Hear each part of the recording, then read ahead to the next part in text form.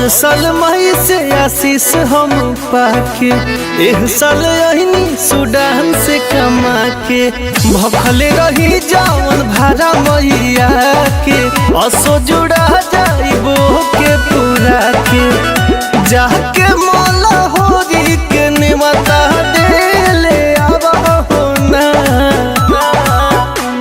बोलो मुझे आ गई सगर हो समानवा बनवा ले अब हो ना।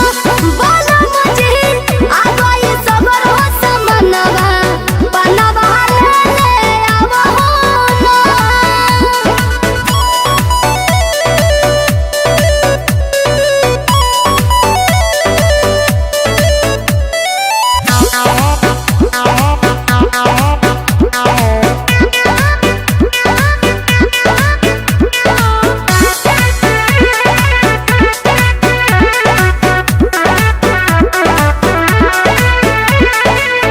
घाट बजा के लिए गंगा जल हो 7 किस्म के ले आइल बहानी फल हो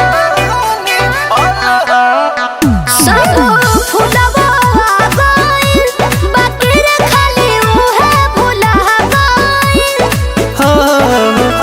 पंडित जी बैठे हैं सोनिया ले अब हो ना बोलो मुझे आ गई सगर हो समानवा बनवा ले अब हो ना। बोलो मुझे आ गई सगर हो समानवा बनवा ले अब हो ना।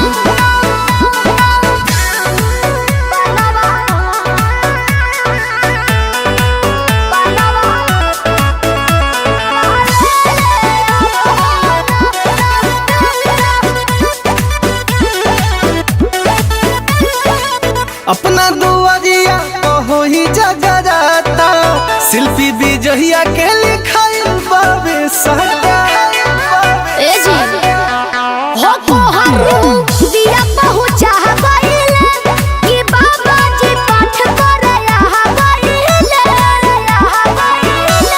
भारत के दर्द तानी झेले हम हो ना बोलो मुझे आ गई सगर हो समानवा बनवा